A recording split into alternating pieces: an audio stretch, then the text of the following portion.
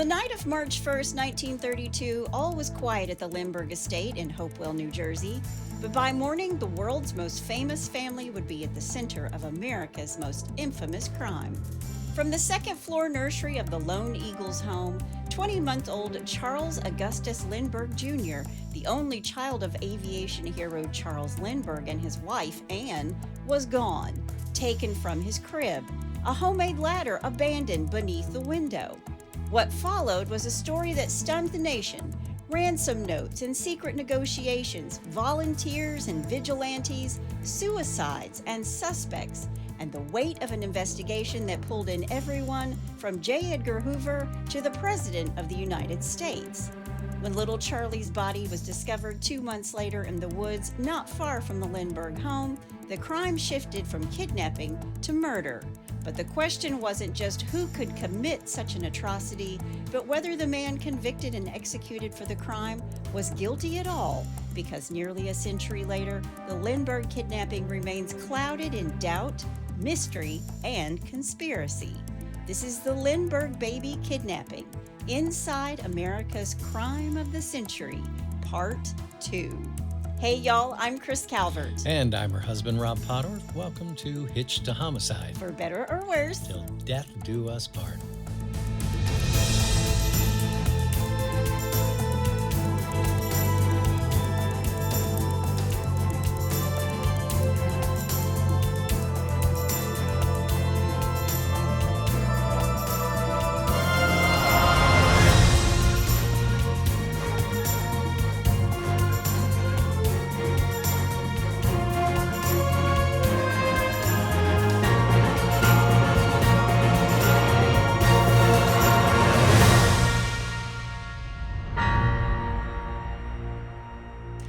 welcome back, everybody. Yes, welcome.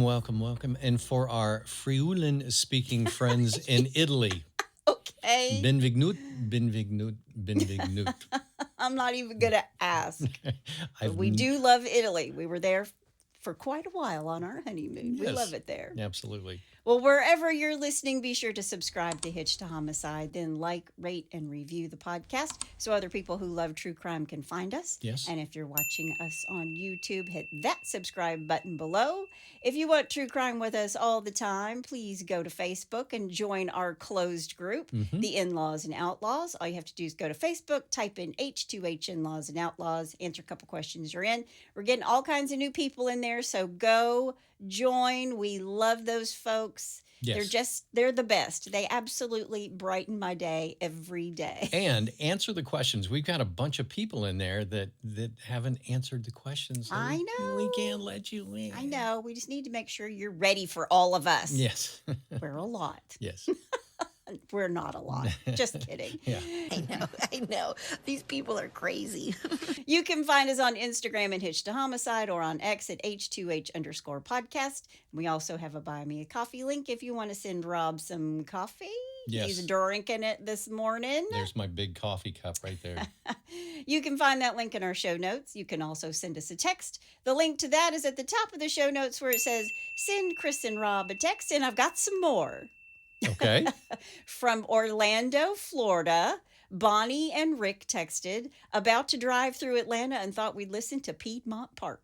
Hope you all are doing well. Our dear friends, Bonnie and Rick. Thank you, Bonnie and Rick. Yes. And from Grand Prairie, Texas, my Mr. Bean is a rescue also. So that one was for Scotty.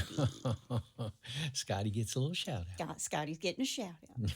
All righty, we got loads of sources for this part 2. The LA Times, the Santa Cruz Sentinel, the New York Times, the Washington Post, UPI International Archives, Rutgers University, crimetraveler.org, newengland.org, FBI.gov, and the New Jersey State Police Museum, among others. There's a big old long list. If you want them all, just go to the show notes and you'll find them. But wait, there's more. I'm not doing it today. There is more, but you can go look for it if you want to. All right. Well, you ready? I am. Let's do it. When we left off last week, May 12th, 1932, over 2 months had passed since the baby was kidnapped, since baby Charlie was kidnapped. Right. And As Charles Lindbergh is returning from Norfolk, Virginia, where he's chasing down a boat that he believes baby Charlie has been left in by the kidnappers. It was the Nellie, right? I think that's right. Okay. But a delivery truck driver named Orville Wilson and his coworker William Allen, they pull over to the side of the road about 4.5 miles south of the Lindbergh home because William's gotta go to the bathroom. So he gets out of the truck, he goes into the trees along the side of the road, and there he sees the body of little Charlie. And he can tell that the skull has been badly fractured and the body is decomposed. It's been scavenged by animals. There are indications that the baby has been hastily buried, but it is baby Charlie. Right. And he's been killed by a blow to the head. Okay. Now, again, his nanny identified him by his toes and what he was wearing and the little shirt that she mended the night he went missing or she made for him. And Charles himself at the morgue in Trenton, New Jersey also says, yes, that's my son, but he immediately has the body cremated. So the body again is found on the 12th and the cremation is on the 13th. Again, suspicious. No autopsy. And when he cremates Charlie, he takes any clues that are from the killer, they're gone. Right. So he's looked virtually everywhere, and 2 months later, he's found on the property. And again, you can see the house from where this body is found. And what we do know is that it was blunt force trauma to the head, which makes people believe that little Charlie was possibly dropped from the arms of whomever carried him out of the house when the ladder broke. Ah, okay. And the baby had been dead for 2 months and he'd been hastily buried 45 feet from the highway and just so close to the house. So loads and loads of questions. Right. How did anyone know that Anne and the baby Charlie would be home on a Tuesday night when they're always at their parents' house by Monday? And this house, they were in the process of building. It sat almost a half a mile off the road. And how would anyone who was unfamiliar with the house know which window to go to? Not only which one was the nursery, but remember, Charlie's window was the one that had the broken shutter. Right. And something I was thinking about too, whose decision was it to stay in that house at that time, that night? I believe it was hers. Okay. I believe it was her decision because little Charlie had a cold and it was cold and windy out and she was like, we'll just stay one more night. So it wasn't Charles?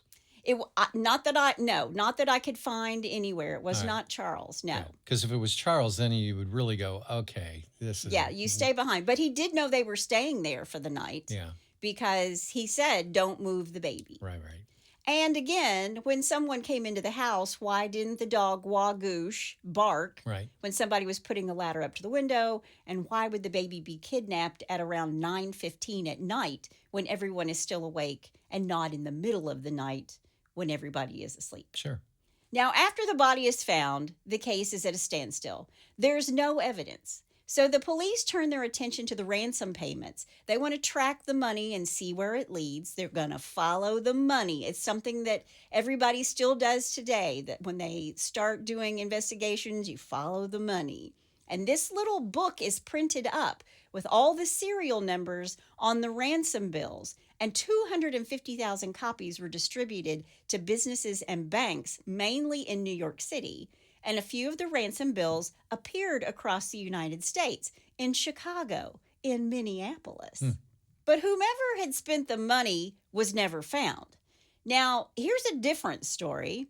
On April 3rd, 1933, FDR, who's the new president at this point, makes a presidential order, an executive order, that all the gold certificates were to be exchanged for other bills by May 1st, 1933. And they had given the kidnappers gold bills. And just a few days before the deadline, a man brought $2,980 to a Manhattan bank for exchange. Really? And it was later realized that the bills were from the ransom. Oh. But not until later.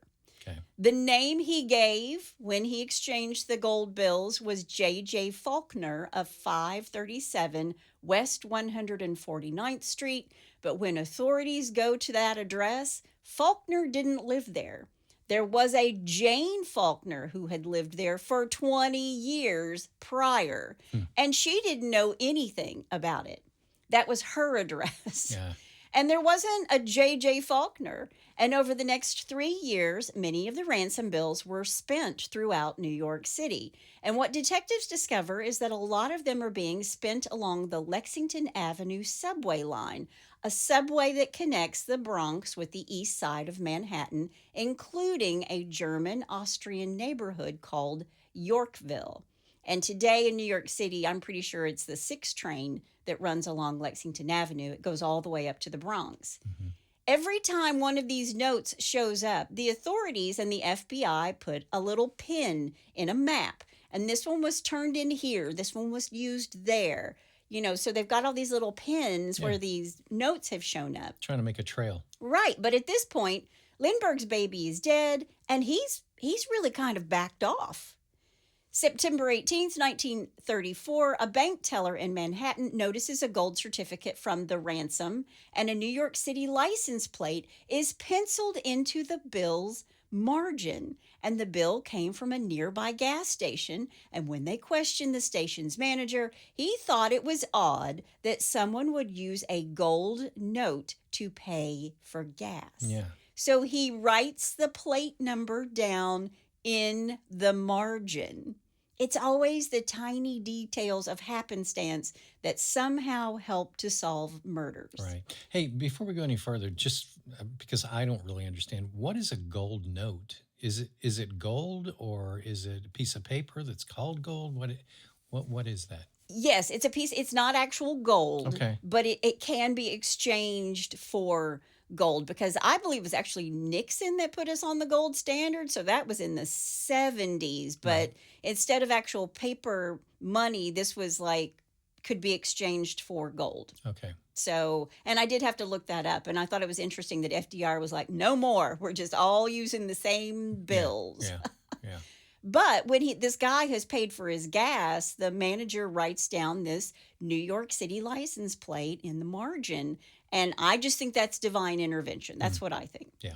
But this gas station manager, he wasn't thinking about the Lindbergh baby when he did this. He thought it was a counterfeit note. So he's just covering his own butt. Sure. But the police trace the plates back to a man, a carpenter, named Bruno Richard Hauptmann of 1279 East 222nd Street in the Bronx.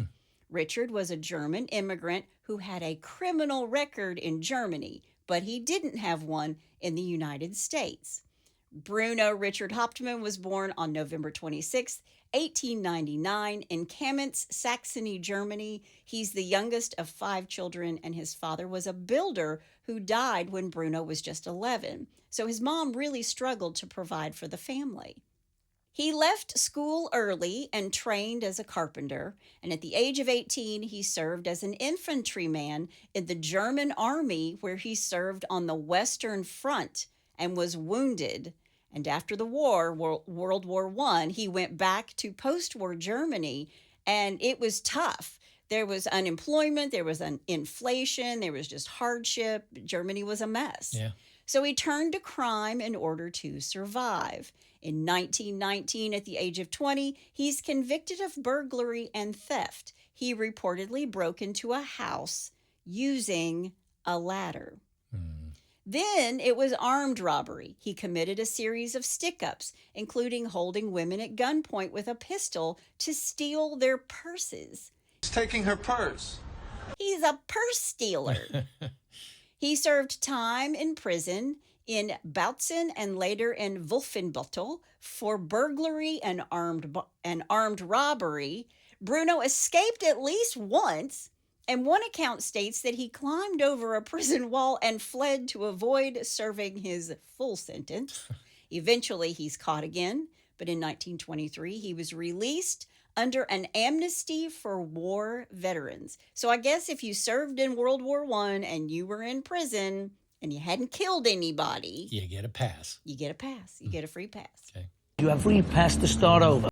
In 1923, he's stowed away on a steamship bound for New York. This is really quite something. So he stows away in 1923 on this steamship. He's caught. I got a stowaway. And once he gets to America, and they deport him back to Germany. Ugh, bummer. Soon after, he sneaks back into the United States aboard a different ship where he hid in the coal bunkers. You again? And he's caught again and sent back to Germany again. On his third attempt, this is all happening in 1923, he successfully enters America illegally and he settles in New York City. There are no records of Bruno having a single run-in with the law in the United States after he comes to America. So maybe he was like, you know what? Yeah. I got amnesty in Germany. It took me 3 times to get to America. I'm here illegally, and I don't want to get sent back. So I'm just going to mind my P's and Q's, right? Yeah. His neighbors thought he was quiet and hardworking, but he's used this gold note to buy gas, and it's his license plate that the gas station attendant records on the note. Oops. So on September 19th, 1939, 2 years after the $50,000 ransom payment was made in the Bronx cemetery to John, that was the name the so-called kidnapper used, police arrest Bruno Richard Hauptmann. Now, I gave a little foreshadowing before about one of Anne's younger sister, the 3 sisters, remember? Mm-hmm. And Charles marries the oldest. Right. But the youngest was actually, there was a threat to her life, and they were going to I remember that. kidnap her, and they said that they would leave the information in a cemetery. Mm-hmm. And where did they meet for this? A cemetery. A cemetery. Yeah. So I did want to say that. Yeah. I did want to say that. So the police arrest Bruno Richard Hauptmann because his tags match what's written in the margin. Right.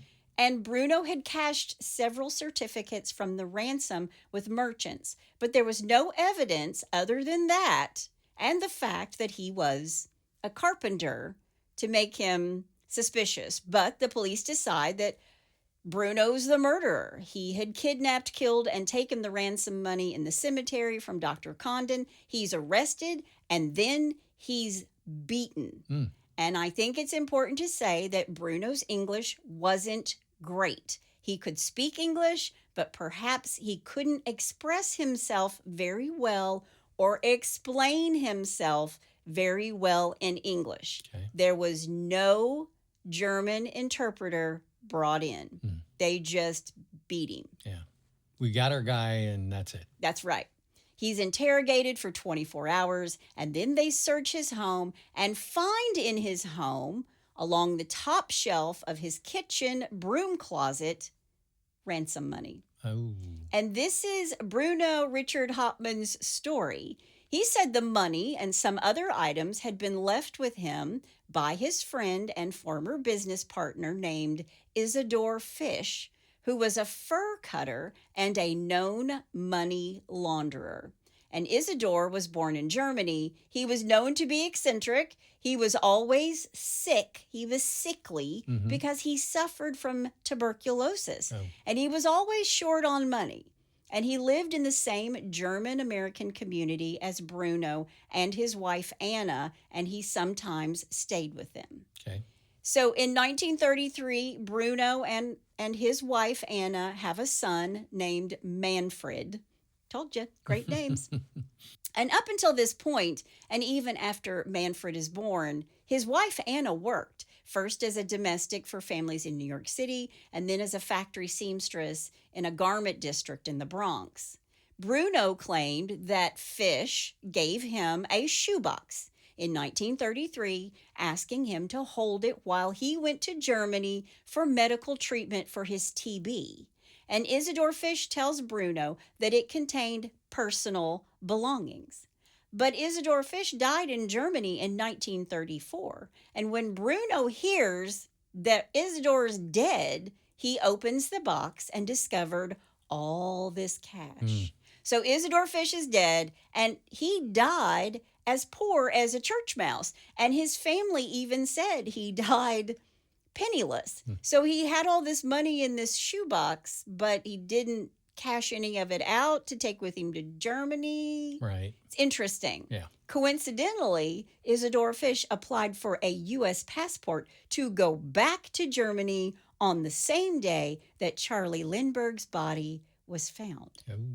He sailed for Germany on December 9th, 1933. Okay. Now, Bruno tells the police that he only learned after Isidore died that there was money in this shoebox that he had left for him to watch over. A lot of money. And Bruno kept the money because Isidore Fish owed him a bunch of money. Okay. And he tells the police he knows nothing about the kidnapping or where the money came from. I mean, but think about this. So think about this. It's in the 30s. They're all struggling. This guy he thinks owes him money, Yeah. and that he knows that he's dead. So he opens up this box and there's a bunch of cash. What do you do? Who do you send it to? What do you do with it? Payday. Right? Right. The lottery. Yeah. Yeah. But when they search his house, because they find even more evidence, and it's hard to tell if this had anything to do with Isidore Fish or if it had something to do with Bruno, but there was a notebook with a sketch of the construction of a ladder that is similar to the one found at the Lindbergh home. But Bruno's profession is a carpenter. Right. They found Dr. Condon's phone number and his address written on a closet wall in the house. And then a key piece of evidence was a section of wood that was discovered in the attic of Bruno and Anne's house that, after being examined by an expert, I've got my air quotes up, it was determined to be an exact match to the wood used in the construction of the ladder found at the scene of the crime. Okay. And wood from it was also traced to a Bronx lumberyard near Bruno's home. Okay. Bruno Hauptmann is indicted on September 24th, 1934, for extortion and murder of Charles Augustus Lindbergh Jr. in New Jersey. He is charged with capital murder, and it is a media circus. I'm sure. Bruno is extradited from New York to New Jersey to Hunterdon County, the county where the baby's body was found. The trial was held at the Hunterdon County Courthouse in Flemington, New Jersey, and Bruno was held there at the county jail. Now, reporters swarmed the town. Every hotel room was booked, and before the trial even started, the newspapers turned Bruno Hauptmann into a household name with lurid headlines that painted him as guilty as sin before the trial even began. Wow. The case draws worldwide coverage, as you might imagine, because the Lindberghs were like America's royal family, and the kidnapping had gripped the world. It was dubbed at the time the trial of the century. Now, the trial began on January 2nd, 1935. Judge Thomas Whitaker Trenchard presided over the trial, and even though David T. Willents, the Attorney General for the state of New Jersey, was leading the prosecution, sitting at the table with him was Charles Lindbergh. Oh. That is unprecedented. And not only that, Charles was carrying a firearm with him, which is against the law, even then. Can't bring a firearm into a federal building, but nobody says a word about it. Like, you can see it under his coat, and nobody's saying a word. Like, the judge isn't even saying anything. Wow. In exchange for rights to publish Bruno's story in their newspaper, Edward J. Riley was hired by the New York Daily Mirror to serve as Bruno's attorney. So that was his exchange. I'll give you all the information I know. Bruno's like, I'll give you whatever I can, what I can tell you, Right. as long as you pay for my attorney. Right. And here's what they have. Evidence against Bruno Hauptmann included $20,000 of the ransom money found in his kitchen, and testimony alleging that his handwriting and spelling were, quote, similar to those of the ransom notes, end quote. Okay. Eight handwriting experts, including Albert S. Osborne, who was considered the father of questioned document examination in the United States. He looked at it. He wrote Questioned Documents and the Problem of Proof, which became standard text for courts and law enforcement. He was the guy. He's the guy. And he pointed out similarities between the ransom notes and Bruno's handwriting samples. Okay, sounds a little flimsy, but okay. Well, the defense called an expert in rebuttal to this evidence, while two others declined to testify. And the last one who would testify demanded $500 before looking at the notes. And he was dismissed when Lloyd Fisher, a member of Bruno's legal team, said, no, we're not paying you $500. Yeah. So they couldn't get anybody to come in and say, yeah, that's not his handwriting. Wow. Because they wanted money to do that. Sure.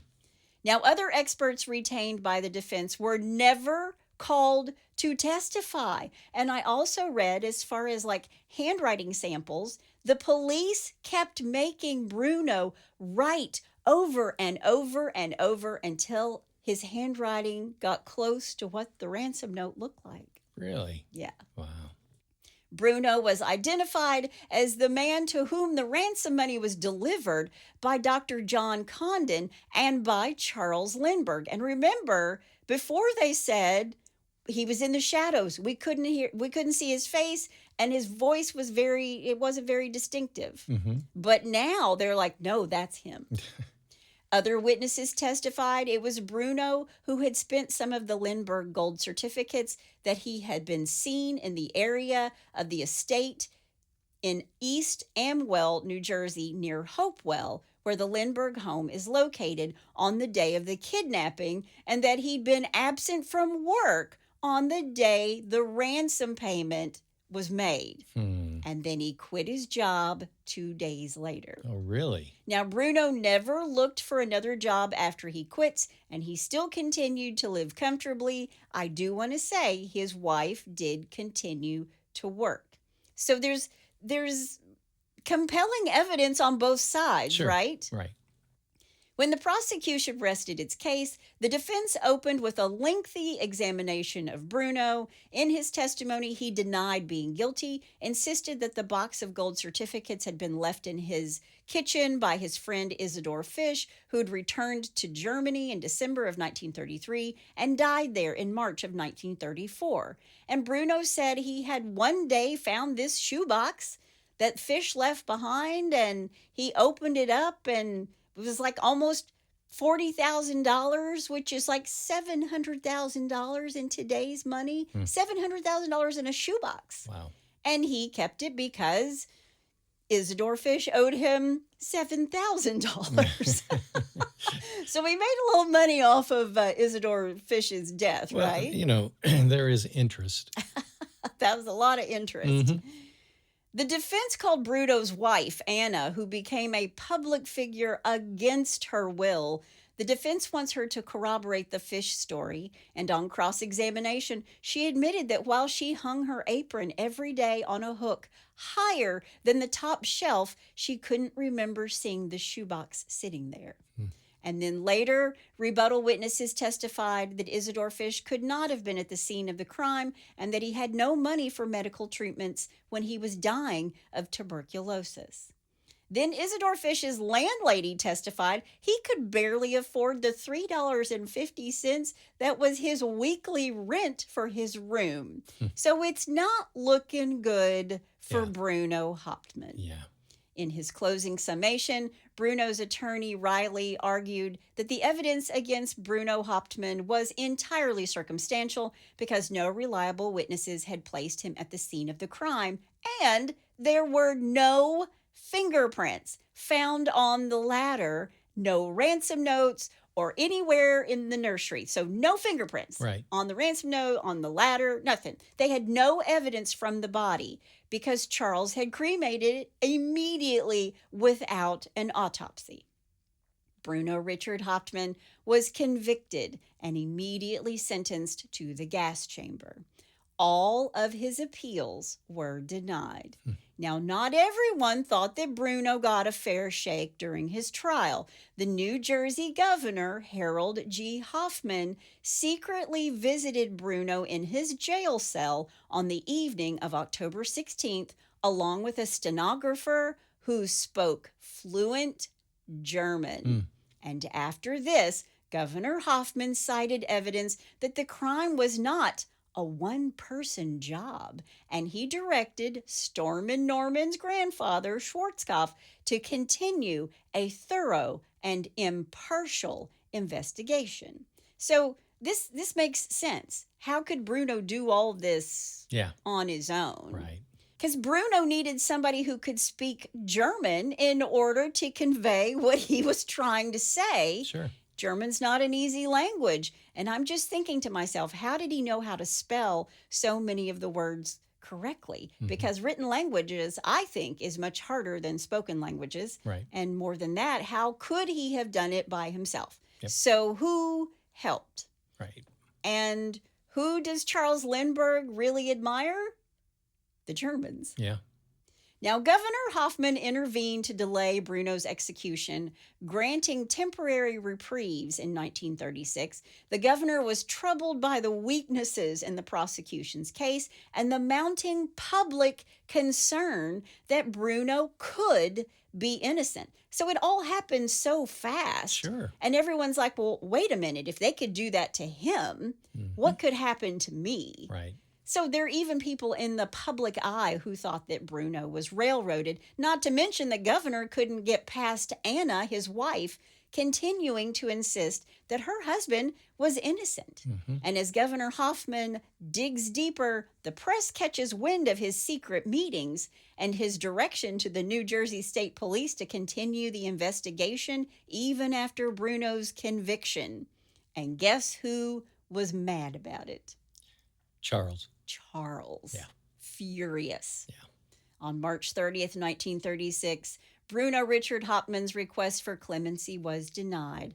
But you should know, Bruno turned down a large offer of money from a Hearst newspaper for a confession, money that would have helped his wife and baby son after he was dead. But he said, no, I'm not going to say I'm guilty when I'm not. And he refused a last-minute offer from the governor and the attorney general to commute his sentence from death to life without parole in exchange for a confession. And again, he said, no way. They're like, just say you did it and we'll let you live. Yeah. And he says, I didn't kill this child. It's pretty compelling when he's facing death. Yeah. Yeah. And he could have just said, sure, I did it. So his wife and child would have some money after he's gone. Yeah. So Bruno maintained his innocence all the way to the gas chamber on April 3rd, 1936.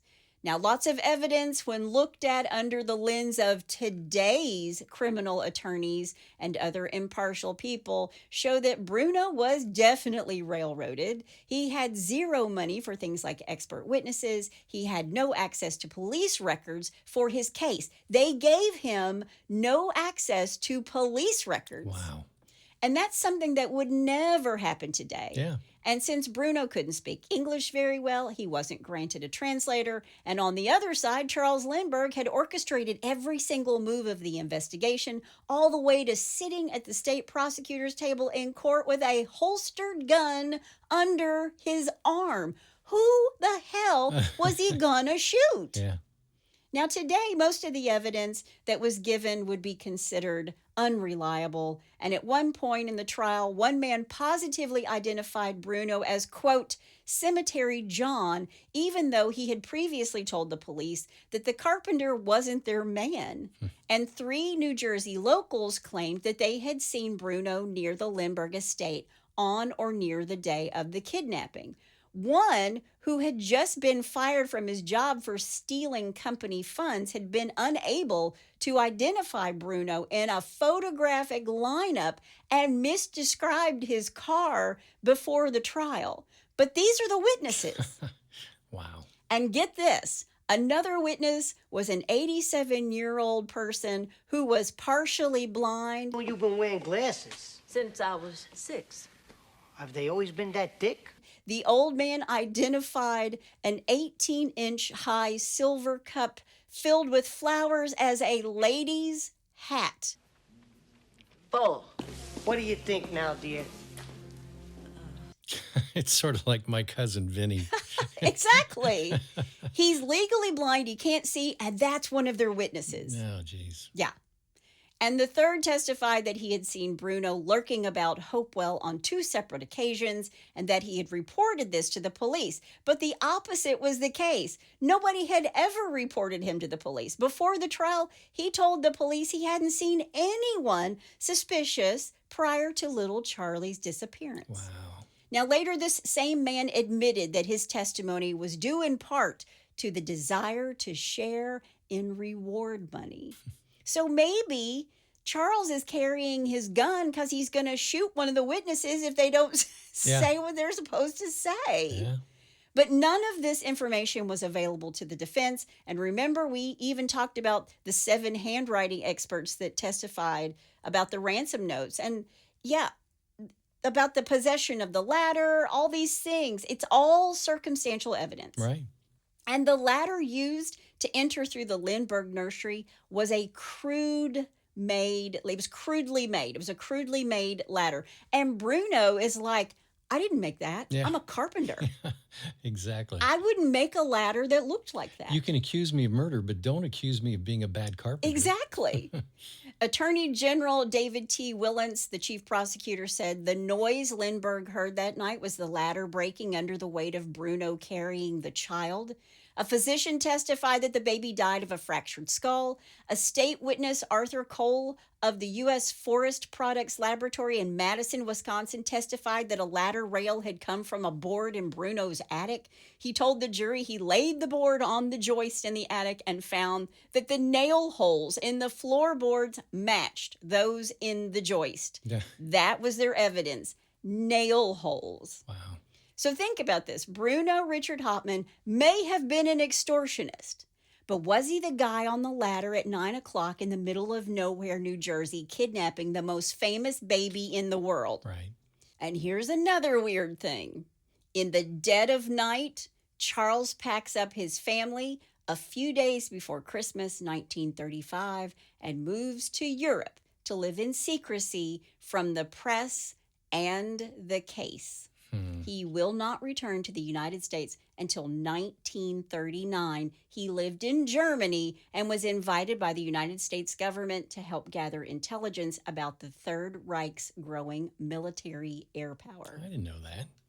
But Charles liked the Germans because they believed in eugenics, just as he did. Yeah. And when the United States was leading up to World War II, he was very much against it. He was the voice of the America First Committee, a group of 80,000 members that opposed the United States entering the war against the Germans. And this group was anti-Semitic, pro-fascist, and to this day, there are those who believe, and I'm just going to say it, and if you're a historian and you hate me, whatever, but that Charles Lindbergh was a Nazi sympathizer. What the prosecution did not have in Bruno Hauptmann's case was an eyewitness. Or did they?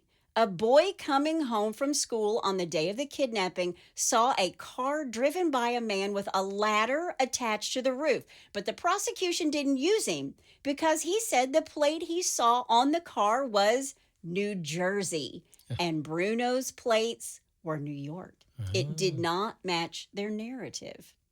After Bruno Richard Hauptmann is executed, some reporters and independent investigators came up with lots of questions about the way the investigation was run, if it was fair, if there was witness tampering, was there planted evidence, and twice in the 1980s, Anna Hauptmann, Bruno's widow, sued the state of New Jersey for unjust execution of her husband. And the suits were dismissed because of prosecutorial immunity, sorry, that's hard to say, and because the statute of limitations had run out. Gotcha. But she continued fighting to clear his name until she died in 1994 at the age of 95, saying, quote, My husband was never near the Lindbergh home. They killed an innocent man, end quote. Wow. Now, there are a number of books that have asserted that Hauptmann was innocent, generally highlighting inadequate police work at the crime scene, and the Lindberghs' interference in the investigation, the ineffectiveness of Bruno's counsel, the weaknesses in the witnesses, the physical evidence. There's a man named Lindbergh Kennedy, formerly known as Sir Lindbergh Henry Coverley Kennedy. He's a British journalist, broadcaster, and an author who wrote a book titled The Airman and the Carpenter that in particular questioned much of the evidence, such as the origin of the ladder and the testimony of all these witnesses. And according to Arthur Lloyd Gardner, who wrote The Case That Never Dies, The Lindbergh Kidnapping, a fingerprint expert, Dr. Erastus Mead Hudson, applied the, at the time, rare silver nitrate fingerprint process to the ladder and did not find Bruno's fingerprints, even in places that the maker of the ladder had to have touched.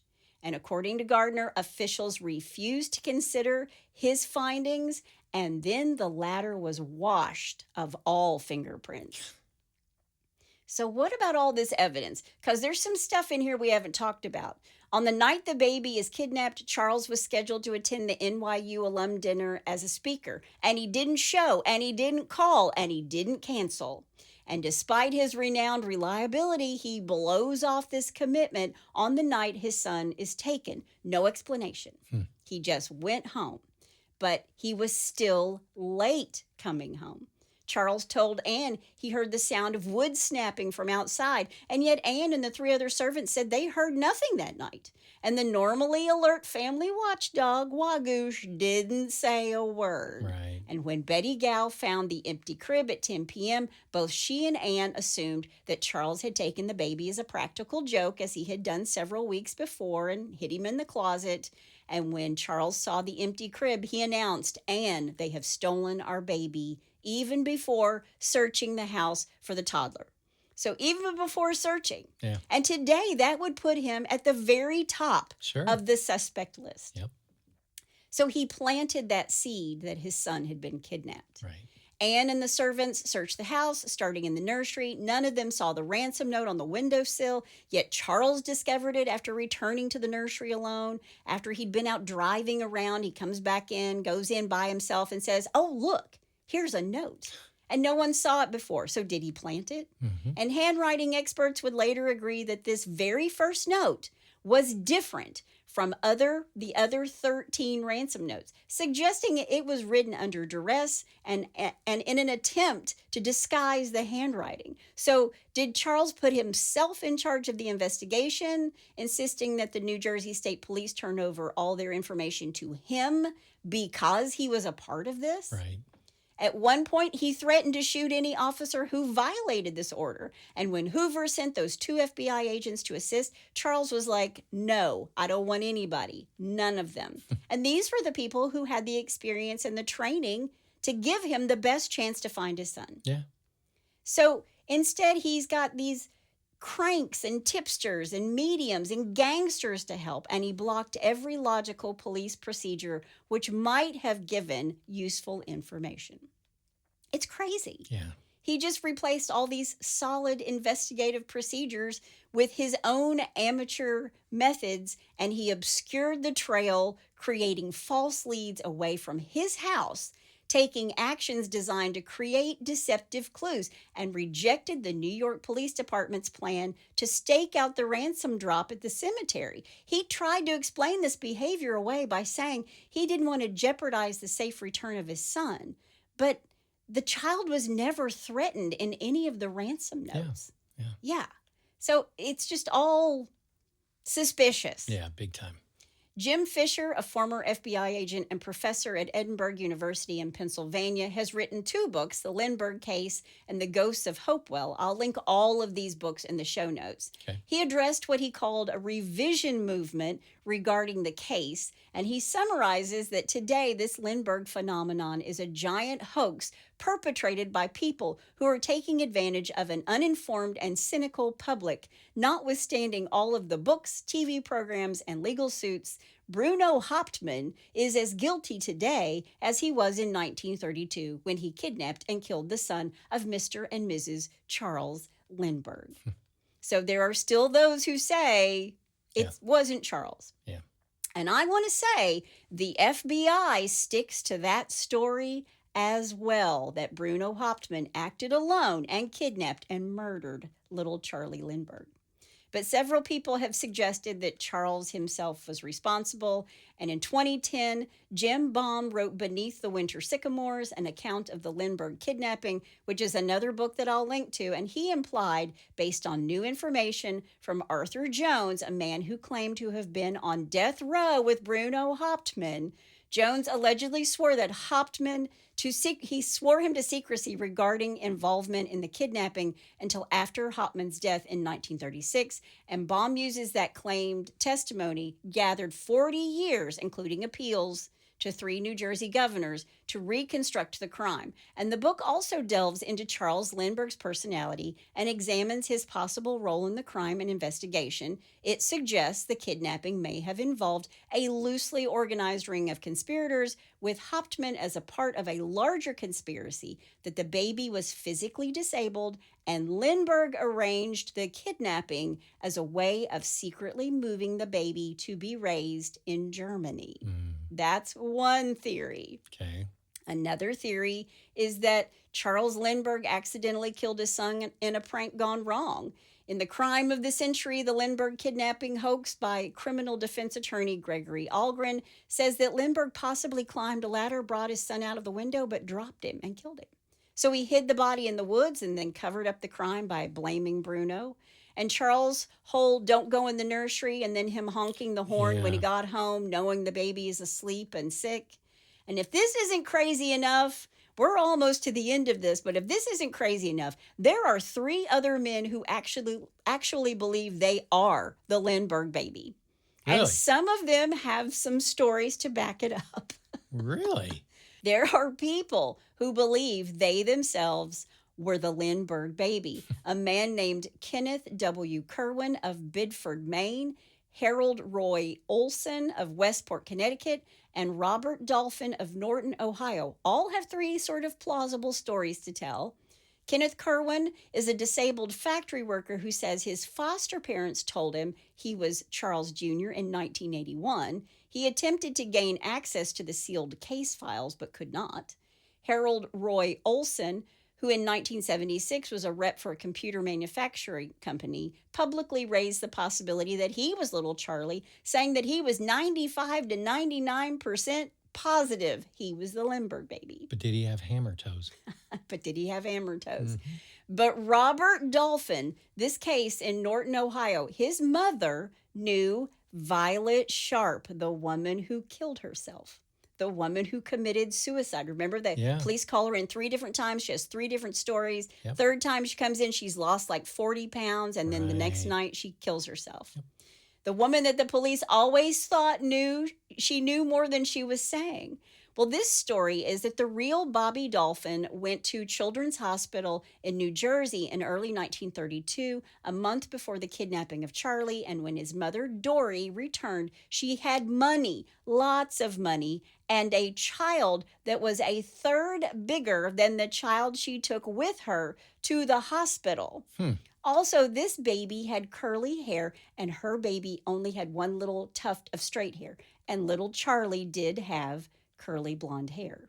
Okay. And everyone said, quote, "That's not Bobby," end quote. And Dory knew Violet Sharp. And that's either a crazy coincidence or it's really suspicious, because many think Violet killed herself because she was cheating on her fiance and not because she knew anything about little Charlie Lindbergh being kidnapped. Okay. But at the same time, this guy in Ohio looks very much like Charles Lindbergh. So when the Lindberghs got the ransom notes and stuff, and the kidnapper says this had been planned for a year, there was a theory that these mobsters or whoever, they robbed a grave of a child, and they wanted people to believe that that was Charlie. And then they took the Lindbergh baby, the real Charlie, someplace else. Okay. So that's why cremating quickly. Ah, There was nothing left. And remember, the mother, Anne, never saw the baby. right. Yeah, he identified the body along with the nanny. Okay. But these three men believed they were the Lindbergh baby. And I don't know if they're still alive or not. And I don't know if they were really a part of it or not. Right. But if Charles was involved, what if he climbed up the ladder, dropped the baby, whatever, got rid of the baby? When he does show up, he honks the horn. Daddy's home. He told everybody, don't go in the room, don't coddle him, stay out of his room. But Charles was also into eugenics, thinking that it was very important. And this child might not have been well. Remember, he had the hammer toes. They thought he had Yeah, rickets. right. And there are all kinds of things that say that he was found the baby that was found was much smaller than what a 20-month-old child should have been. And then there are a lot of people who say it's interesting that there are not a lot of photographs of little Charlie past a certain point. And that is true. Yeah. Before I finish, I just want to tell you a little bit more about Charles. After World War II, he served as a consultant to the United States Air Force and to Pan Am, frequently traveling with them. And in 1957, at the age of 55, he meets and falls in love with Brigitte Hessheimer. She's 31 and a hat maker that lives in Munich. So he's back and forth from Germany. Mm-hmm. He keeps this long-term affair a secret. He's still married to Anne. He keeps this long-term affair a secret, even to the children that they share together, calling himself Carew Kent. But Brigitte isn't the only woman he has in Germany. He also has a long-term relationship with her sister, Marietta, and a third woman named Veselka, his private secretary and German translator. Okay. He had children with all three of them. Wow. He liked those German genes, and he thought he needed to put his good genetics with these German women. Yeah. But when Charles Lindbergh died in 1974, he had done lots of good things. I don't want to say that he didn't do good things because he was a huge environmentalist. He was living in Hawaii. He was still married when he passed away. But he asked the women before his death, the three women in Germany, to keep his secret. But one child, her name is Astrid, found out. And when her mother died in 2001, she spilled the beans. And in 2003, two more children came forward. And they don't want any claim to the Lindbergh estate. They just wanted their say. Right. And these are the children that Charles fathered. So here we go. He fathered a lot of kids. Wow. He had children with Anne, his wife, little baby Charlie, then John Lindbergh, Land Morrow Lindbergh, and Spencer Lindbergh, Scott Lindbergh, and Reeve Lindbergh. The children he had with Brigitte were Dirk Hessheimer, Astrid Hessheimer, and David Hessheimer.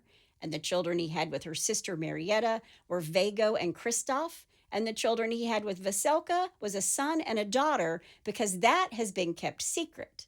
But all of the children who have come forward have confirmed their identity with DNA tests. Wow. So who was this man? Yeah. And did the death of his child have anything to do with him?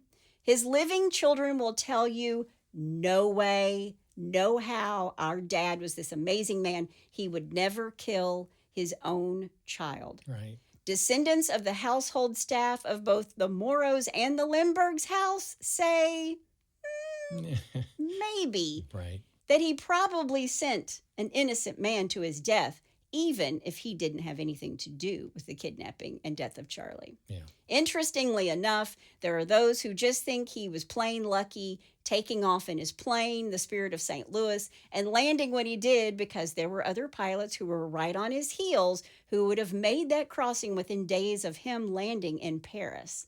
And there are those who say Charles Lindbergh was just an average bush pilot who beat the competition across the Atlantic for the $25,000 prize.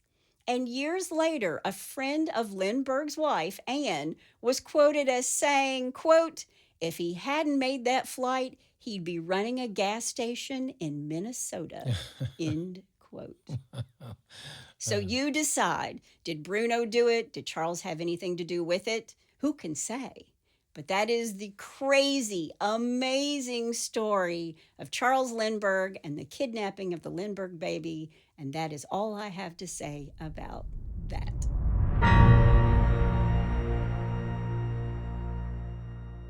All right. My take on All of that? All of There's that. so much in there. Here's Good my take. Lord. I did take a breath between some of those sentences, I promise you. So my take is, if you don't want your case to acquit, you must make it fit. It's true. It's true. It's true. I think he had to have something to do with it. Why? Otherwise, why was he so paranoid? Yeah. Why did he have to have total control of everything? Now, whether he shipped the baby off or he's the one who was trying to, like, you know, play a prank and drop the baby. But then again, you know, they're saying the baby that they found, they had cremated right away. Did he send that baby? Who knows? Yeah. And they never let the mom see the corpse. They Right. never let the mom see the baby that they found. Yep. And moms know their child. Right. Mothers know their babies. No, every So inch of them. yeah.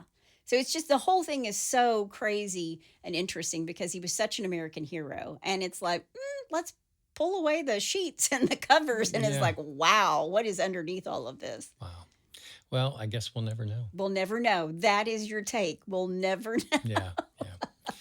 All right. Well, we'll never know about that, but I know a few things about these upcoming stupid idiots with a little bless your heart.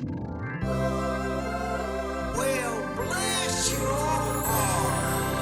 All right. Number one, I'm calling playa, not. The fact that you like name these, it honestly, I look forward to it every single time. I really, really do. A man with a Playboy and Wicked tattoo and other tattoos on his face is accused of robbing a man in Central Florida.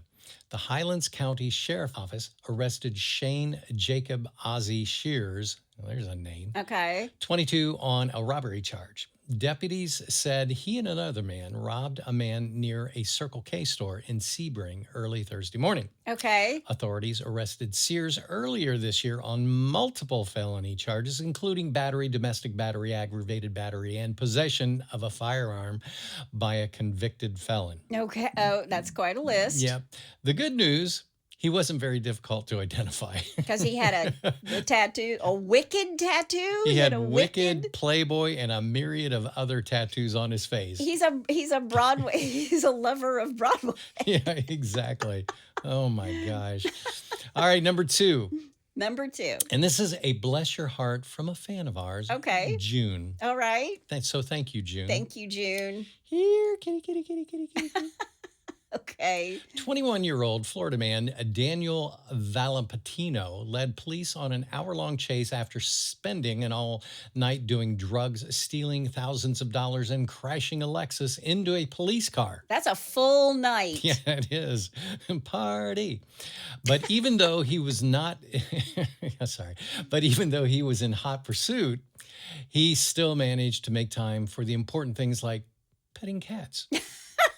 ABC 25 News reports that while being pursued, Valentino convinced a couple to invite him into their home for some water. Okay. When Candace Noonan, my favorite movie, Caddyshack, Noonan, returned with a bottle of water, she found the suspect rolling around on her floor playing with her cats.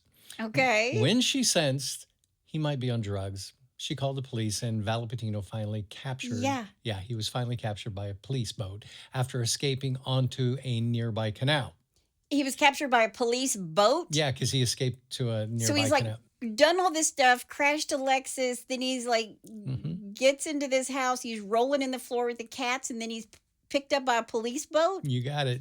You got it. You can't make this up. Yep. So what's the moral of the story? Don't stop to pet the cats. Nope, cats, they'll get you every time. We are dog people, so Yeah. only because I'm very allergic to cats. So Exactly. All right, number three, and finally. finally, And the losing number is... this is us, the lottery. Yeah, exactly. Clearwater police say Herbert McClellan, I hope I said that. McClellan. Yeah, I hope I said that right. 27 walked into a Speedway gas station around 2 a.m. Tuesday.